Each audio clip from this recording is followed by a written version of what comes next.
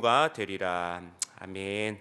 할렐루야. 오늘도 새벽을 깨어 나오신 모든 성도님들과 또 영상을 통해 함께하고 계시는 성도님들에게 하나님의 크신 은혜가 있기를 주님의 이름으로 축원합니다. 오늘 말씀의 제목은 공평과 정의를 향한 여정입니다. 공평과 정의를 향한 여정입니다.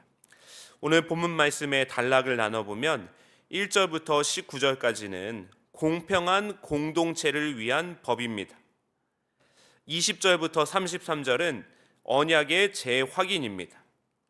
하나님께서 세우신 공동체의 기초는 공평과 정의입니다. 억울한 이들이 없는 세상, 힘을 가진 이들과 약자들의 판결이 공정한 세상, 하나님은 공평과 정의라고 하는 기초 위에 공동체가 세워질 때 세상이 아름다워질 수 있고 건강해질 수 있다라고 말씀하십니다. 이처럼 사람과 사람 사이를 잇는 여러 가지 규정들이 소개되고 하나님은 다시 한번 하나님과의 관계를 재확인하고 계십니다. 그리고 공평과 정의를 원하시는 하나님, 연약한 이들을 긍휼하게 여기시는 하나님, 건강한 사회를 꿈꾸시는 하나님에 대해서 동의하는지, 이런 하나님을 따를 것인지 그들에게 물어보십니다. 이처럼 하나님은 사람 간의 약속과 질서를 공의롭게 지켜나가는 것이 하나님을 사랑하는 것과 결코 무관하지 않다라는 것을 말씀하고 계십니다. 특별히 출애굽기 20장부터 23장까지를 언약법전이라고 부르는데 그 시작의 첫 부분에서 20장 22절에서 26절 말씀에 우상을 만들지 말라라고 말씀하였습니다. 그리고 오늘 본 말씀 23장 20절에서 33절 말씀에서도 이방신들을 숭배하지 말라라고 말씀합니다. 앞뒤로 오직 하나님만을 섬기라라고 하는 말씀이 등장하고 그 중간 사이에 이웃에 대한 법 규정들이 자리를 잡고 있다라고 하는 것입니다. 이것이 무엇을 의미하느냐? 하나님을 바르게 예배하는 것만이 이웃을 섬기고 사랑하는 유일한 길임을 말해주고 있습니다. 성경은 끊임없이 인간이 하나님께로부터 온 존재라는 것을 가르쳐주고 있습니다. 인간의 인간다움은 하나님의 마음을 헤아리며 그 마음에 자기의 마음을 조율해가는 데서 발생하는 것입니다. 토마스 머튼이라고 하는 사람이 우리 존재의 중심에는 죄와 착각으로 손상되지 않는 절대 무의 지점, 순수한 진리의 지점, 우리 마음대로 어찌할 수 없는 진리의 지점이 있다라고 이야기했어요. 그 순수한 지점을 하나님이 홀로 꿰뚫고 들어오시는 정신이 있는 최종적이며 나누어지지 않는 비밀스러운 중심점이다 라고 이야기합니다. 쉽게 말하면 인간의 마음 중심에는 세상 그 무엇과도 바꿀 수 없는 소중한 중심이 있는데 그 중심에 하나님이 아닌 다른 것을 채우는 순간 사람들은 납작한 존재가 되고 마는 것입니다. 세상에서 가장 중요한 것과 덜 중요한 것을 분별하는 능력을 잃어버리게 되는 것입니다. 사랑하는 성도 여러분, 우리의 삶의 중심에 하나님이 계시지 않는다면 우리는 끊임없이 누군가와 반목하고 중요한 것 하나를 붙잡지 못해서 이리저리 방황하는 삶을 살아갈 것입니다. 오늘 말씀을 통해 우리의 삶에 가장 중요한 한 가지를 붙들어 나가는 은혜가 있기를 주님의 이름으로 축원합니다. 첫째로 되고 싶은 나로부터 떠나라입니다. 되고 싶은 나로부터 떠나라. 1절에서 3절 말씀에 너는 거짓된 풍설을 퍼뜨리지 말며 악인과 연합하여 위증하는 증인이 되지 말며 다수를 따라 악을 행하지 말며 송사의 다수를 따라 부당한 증언을 하지 말며 가난한 자의 송사라고 해서 편벽되이 두둔하지 말지니라. 사람이 공동체 안에서 살다 보면 갈등이 발생할 수가 있습니다. 그래서 시시비비를 가리는 공정한 재판이 중요합니다. 이 재판정에서 하나님은 거짓된 풍설, 거짓 증거를 하는 것을 이야기하지 말고 위증하는 증인이 되지 말라라고 말합니다. 특별히 다수를 따라라고 하는 표현이 2번 반복되고 있습니다. 다수결이 무조건 옳은 것은 아님을 말씀하고 계시는 것입니다. 집단이 때로는 더 잘못된 판단을 할 수 있고 집단의 의견이 때로는 폭력이나 광기가 될 수 있다는 것을 경계하고 계십니다. 그리고 3절에서 가난한 사람이 가엾다고 해서 증인이 편드는 증언을 해서도 안 된다라고 말하는데 뒤이어지는 6절에 가서는 재판관들이 가난한 자가 제기한 송사라고 해도 일방적으로 그를 두둔함으로써 정의를 굳게 해서도 안 된다라고 말씀하고 있습니다.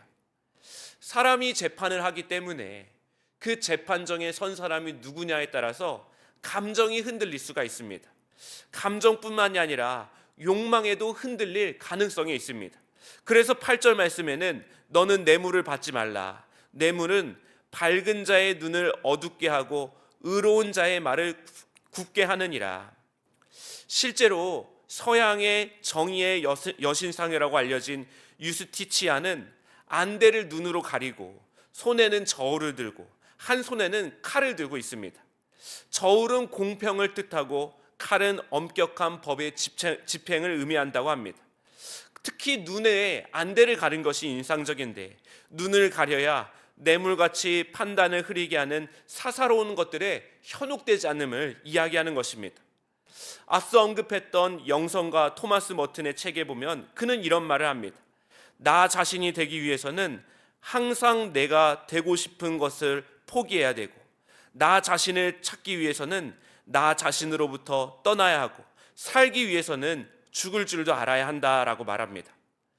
사람들은 너나 할 것 없이 자기를 중심으로 세상과 누군가를 바라보기 때문에 참된 내가 되기 위해서는 나를 중심으로 보는 시각에서 떠날 줄 알아야 한다라고 말합니다. 이것을 신학자 칼 라너는 자신되기와 되고 싶어하는 것을 포기하는 것은 하나다. 자기를 찾음과 자신으로부터 떠남도 하나다. 살고 싶은 욕망과 죽음도 하나다라고 말합니다. 결국 하나님의 공평과 정의가 건강하게 세워지기 위해서는 되고 싶은 나로부터 떠나는 이 가치관이 이스라엘 백성 공동체 안에 공유되어야 함을 이야기하고 있습니다. 포기하고 떠나고 자기에 대해서 비로소 죽을 때 우리는 진정한 자유를 누릴 수가 있습니다. 아무에게도 예속되지 않고 아무 것에도 구애받지 않는 점, 그것이 참된 자유인의 꿈이라고 하는 것입니다. 병적인 이기주의에서 벗어날 때 우리 속에 하나님이 일하실 수 있다라는 것을 이야기합니다. 이 신비를 사도 바울은 이렇게 표현했습니다. 빌립보서 2장 13절 말씀에 하나님은 여러분 안에 활동하셔서 여러분으로 하여금 하나님을 기쁘시게 해드릴 것을 염원하게 하시고 실천하게 하시는 분이십니다. 하나님은 우리 속에 하나님을 기쁘게 해드릴 마음을 심어주십니다. 이것을 다른 말로 하면 하나님과의 깊은 일치라고 할 수가 있습니다. 믿음으로 산다라고 하는 것은 하나님의 마음으로 이웃을 대하고 하나님의 눈으로 이웃을 바라보는 것입니다. 이것이 없이는 건강한 세상, 온전한 나를 만들어갈 수가 없습니다. 사랑하는 성도 여러분, 어떻게 되고 싶은 나로부터 떠날 수 있느냐 반문할 수 있지만 우리에게는 보혜사 성령, 우리를 도우시는 성령 하나님이 계십니다. 우리는 우리의 힘으로는 불가능하지만 성령으로는 가능하다라고 하는 것입니다. 오늘 저 여러분이 되고 싶은 나 자신으로부터 떠나고 하나님이 기뻐하시는 나 자신으로 살아가는 은혜가 있기를 주님의 이름으로 축원합니다. 둘째로 중립지대를 통해 화해를 이루라입니다.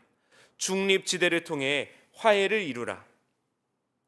4절에서 5절 말씀, 내가 만일 내 원수의 길 잃은 소나 나귀를 보거든 반드시 그 사람에게로 돌리지며 내가 만일 너를 미워하는 자의 나귀가 짐을 싣고 엎드려짐을 보거든 그것을 버려두지 말고 그것을 도와 그 짐을 부릴지니라.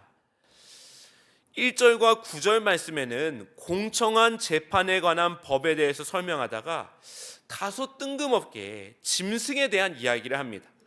소와 나귀가 길을 헤매고 있습니다. 그 짐승을 잘 아는 사람이나 가까운 이웃들이라면 그 소유가 누구의 것인지 알고 얼른 그것들을 잡아다가 주인에게 돌려줄 것입니다. 근데 그 주인을 잘 모른다고 해도 선한 마음이 있는 사람은 딱한 광경을 보고 차마 지나칠 수 없어서 그 주인을 도와줄 것입니다. 왜 이렇게 당연하고 지극히 일상적인 이야기들을 법으로 기록을 해두었을까요? 당시에도 사람들이 정말 무정하고 개인주의 성향이 아주 강해서였을까요? 그런데 지금 이 상황은 갈등의 상황을 전제하고 있습니다. 즉 짐승의 주인이 자기 원수라라고 말하고 있습니다. 남의 불행은 나의 행복이라고 하는 말이 있듯이 원수의 소나 나귀가 잘못되면 왠지 모를 쾌감을 느끼는 것이 인간의 죄된 마음입니다. 우리라고는 다를까요? 나에게 적대감을 불러일으키는 사람이 어려움에 처한 모습을 보면 잘 됐다, 고소하다, 속으로 생각할 때가 있는 것입니다. 그런데 성경은 그렇게 해서는 안 된다고 하면서 반드시라고 하는 접속사를 붙이며 도우라라고 말합니다. 도울 수 있다면 가정 상황을 주면 좋을 텐데 반드시라고 하는 필수 사항을 의미하고 있습니다. 왜 이런 어려운 요구를 하실까요? 그가 비록 적대감으로 너와 나를 갈라놓을지 모르지만 더 깊은 곳에서는 여전히 하나로 묶여 있는 것을 잊지 말라라고 하는 것입니다. 곤란에 처한 원수를 돕는 것이 사실은 나 자신을 돕는 일이기도 합니다.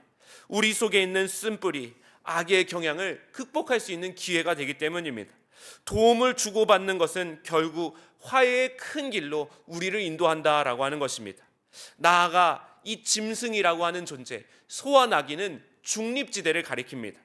원수를 1대1로 바라보면 눈빛조차 주고받고 싶지가 않고 악의가 가득한 눈빛으로 상대방을 응시할 때가 있습니다. 그런데 그 갈등에 중간에 소나 나귀의 어려움이 끼어들어가면 두 사람은 서로가 아니라 짐승의 존재를 바라봅니다. 그 짐승의 어려움은 인간의 마음속에 깊이 심겨주신 하나님의 보편적인 양심을 흔들어 깨워줍니다. 그리고 서로를 긍휼한 마음으로 짐승을 함께 도와줄 때 두 사람은 결코 건널 수 없었던 허물의 벽을 넘어 서로의 화해를 도모할 수 있는 길로 나아갈 수 있게 된다라고 하는 것입니다. 한 신학교 종교철학 강의 중에 한 학생이 교수님의 강의가 너무 마음에 들지 않고 비복음적이라고 느껴져서 강의 시간마다 교수님하고 부딪힙니다. 이 거친 학생 때문에 강의는 늘 긴장감이 팽배했습니다. 교수님은 깊이 고민하고 기도할 정도로 이 문제가 사실 쉽지 않았다고 말합니다. 강의가 시작되었고 학생은 어김없이 질문 시간에 손을 듭고 교수님께 따집니다. 교수님이 믿는 하나님은 어디 계십니까? 그때 교수님의 가슴에 성령께서 뜨겁게 역사하시더니 이런 말이 튀어져 나왔다고 합니다. 하나님은 학생과 나 사이에 계시다네. 사랑하는 성도 여러분, 상대방만 바라보면 갈등의 골이 깊어집니다. 그러나 너와 나 사이에 계신 죽임당하신 어린 양 예수 그리스도를 바라보면 너와 내가 하나 되어 만날 수 있는 길이 열려진다라고 하는 것입니다. 오늘 저 여러분의 시선이 십자가의 제단에서 죽임당하신 짐승의 제물이 되신 예수 그리스도를 바라보며 평화의 길을 모색하는 귀하고 복된 삶이 되어주시기를 주님의 이름으로 축원합니다. 셋째로 나 자신을 알라입니다. 나 자신을 알라. 9절 말씀, 너는 이방 나그네를 압제하지 말라. 너희가 애굽 땅에서 나그네 되었은즉 나그네의 사정을 아느니라. 하나님 백성의 공동체의 기초는 공평과 정의라고 했습니다. 그 기초는 어디서 시작하느냐? 내가 누구였는지 아는 것에서 시작한다라고 말씀합니다. 그들은 이집트 땅에서 이방 나그네였습니다. 가장 취약한 삶을 살아갔습니다. 힘이 없었고 목소리를 상실한 상태였습니다. 그래서 누구보다 나그네의 사정을 잘 압니다. 예수님도 한때 헤롯의 박해를 피해서 난민이 되신 적이 있었습니다. 그래서인지 예수님도 취약한 이들의 삶을 잘 알고 계십니다. 다윗 왕도 아들 압살롬의 반역으로 황급히 피신하는 위기를 겪게 되어집니다. 그 급박한 상황에서 블레셋 출신 가드 군인 600명이 다윗 앞으로 지나가게 되어졌습니다. 그때 다윗은 그 부대 사령관 이때를 불러 뜻밖의 말을 합니다. 군대를 이끌고 예루살렘으로 다시 돌아가서 새로운 왕 압살롬을 섬기라고 말합니다. 이때는 블레셋에서 쫓겨났을 때 다윗이 거두어졌던 사람입니다. 다윗은 그를 따뜻하게 맞아주어서 자기의 수하에 두었습니다. 그런데 자기가 쫓기는 신세가 되자 그는 이때를 다시 왕궁으로 돌려보냅니다. 왜 그렇게 한 것일까요? 쫓기는 삶이 얼마나 비참한지 그가 사울을 통해 광야에서 이미 다 경험했기 때문에, 그래서 블레셋에서 쫓겨났던 이때가 똑같은 삶에 처해지지 않도록 그를 위급한 상황에서도 배려해 주었다라고 하는 것입니다. 율법의 구현, 사회의 기초의 성립은 법을 지키는 규칙의 문제가 아닙니다. 누군가의 마음과 삶을 헤아려 주는 것, 그리고 나도 한때는 그와 같은 상황에 처지해 있었다라는 것을 잊지 않는 것. 사도 바울은 자기가 죄인 중에 괴수라고 이야기합니다. 그래서 그는 죄인들의 마음을 잘 알았고 또한 하나님의 은혜가 얼마나 큰지를 알았다라고 하는 것입니다.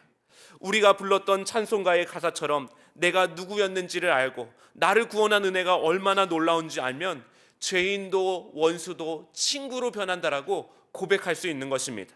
오늘 저 여러분이 나의 몸 한켠을 헐어버려 가지고 누군가를 위해서 내어줄 때 나라고 하는 자아의 감옥에서 해방되어져서 주님의 마음이라고 하는 더 큰 세계로 나아가는 은혜가 있을 줄 믿으시기를 주님의 이름으로 간절히 축원합니다. 기도하시겠습니다. 하나님, 한 시인의 고백처럼 비가 오면 바위는 조금이라도 더 빗물을 받으려고 굳은 몸을 이리저리 틀며 사랑을 실천했다고 하는데, 오늘 우리는 누군가를 위해 몸 한켠을 비틀어 내어준 적이 있었는지 다시 한번 돌아봅니다. 어쩌면 우리의 삶이 요지부동 굳은 바위가 된 것은 무정한 세상 때문이 아니라 나와 너 그리고 하나님을 알지 못한 무관심에서 비롯된 것임을 주님 앞에 고백합니다. 주님, 이런 우리를 예수 그리스도의 마음이라고 하는 용광로에 집어넣어 주셔서 되고 싶은 내가 아니라 주님께서 기뻐하시는 나로 살아갈 수 있도록 은총을 베풀어 주시옵소서.